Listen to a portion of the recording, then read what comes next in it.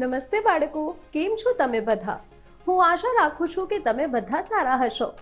બાળકો, આજે હું તમને એક બહુ મોટી વાત શીખવવા અને સમજાવવા આવ્યો છું. બાળકો, જો કોઈક અજાણી વ્યક્તિ તમને લલચાવે તો તેના શબ્દોનો ભોગ બનવું જોઈએ નહીં. જો તમે ના જાણતા હો તો પણ તેના શબ્દોમાં પડશો નહીં. બાળકો, ઘણીવાર અજાણ્યા લોકો પોતાના ફાયદા માટે નાના બાળકોને લલચાવે છે અને તેમને મુશ્કેલીમાં મૂકે છે. આવો આજે હું તમને આ વાર્તા દ્વારા સમજાવીશ. તો આ વાર્તા એક જૂ અને બેડબગ્સ વિશે છે. આ વાર્તા તમને ખૂબ જ સારો પાઠ શીખવશે.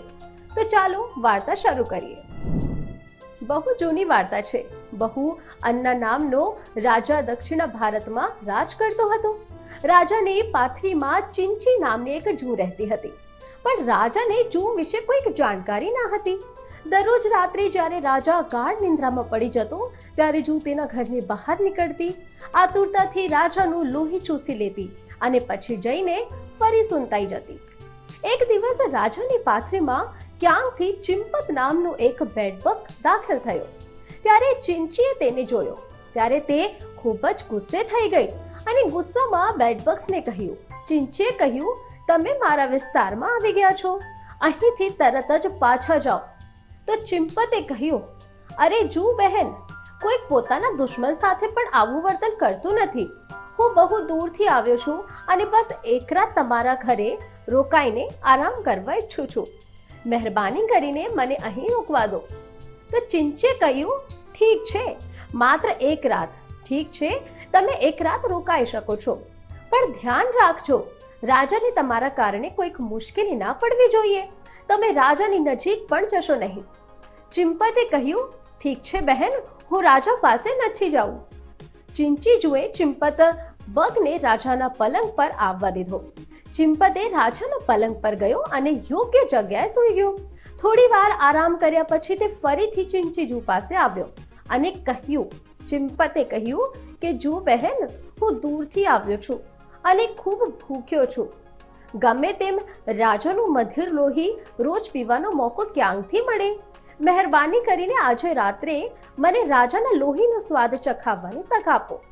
તો ચિંચીએ કહ્યું, ના ના, તું આવું નહીં કરે. ચિંપતે કહ્યું, જો હું રાજાનું થોડુંક લોહી પી લઈશ તો રાજાને શું ફરક પડશે? મારું પેટ ભરાઈ જશે અને હું તને ઘણા આશીર્વાદ આપીશ.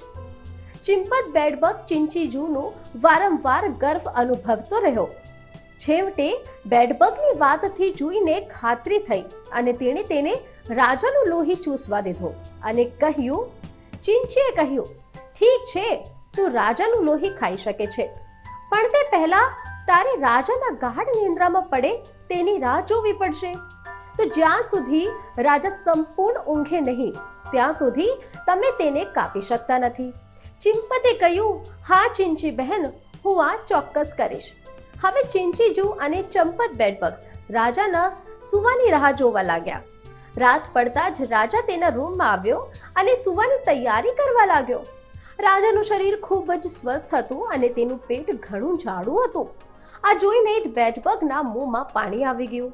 રાજા આવીને પથારી પર સૂઈ ગયો કે તરત જ ખાટલાએ જોયું કે ના જોયું અને સીધું જોઈને રાજાના જાડા પેટને કરડ્યું અને પછી દોડીને પલંગની નીચે સૂંતાઈ ગયો. રાજાએ પીડાથી ચીસો પાડી અને તરત જ તેના સૈનિકોને ઓરડામાં બોલાવ્યા.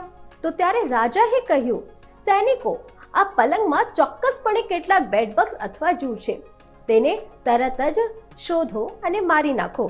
તો જ્યારે રાજાના સૈનિકોએ પલંગની શોધખોળ શરૂ કરી ત્યારે તેમને પથારીમાં છુપાયેલી એક જૂ મળી. તેઓએ તરત જ જૂને મારી નાખ્યો અને બેડબગ્સ ભાગી ગયો. આ બેડબગની ખામીને કારણે બિચારી જૂનું મૃત્યુ થયું હતું. તો બાળકો, તમને આ વાર્તા કેવી લાગી?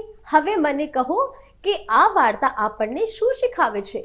બાળકો, આ વાર્તા આપણને શીખવે છે કે આપણે કોઈક અજાણી વ્યક્તિ પર ક્યારેક આંધળો વિશ્વાસ ન કરવો જોઈએ, નહીં તો તે આપણને મુશ્કેલીમાં મૂકી શકે છે, જેવી રીતે ચિંપત બેડબગે ચિંચીને મૂક્યું છે. શું તમે સમજી ગયા છો બાળકો? તો બાળકો, હું હમણાં જાઉં છું. હું બીજી રસપ્રદ વાર્તા સાથે અગલી વખતે પાછી આવીશ. નમસ્કાર.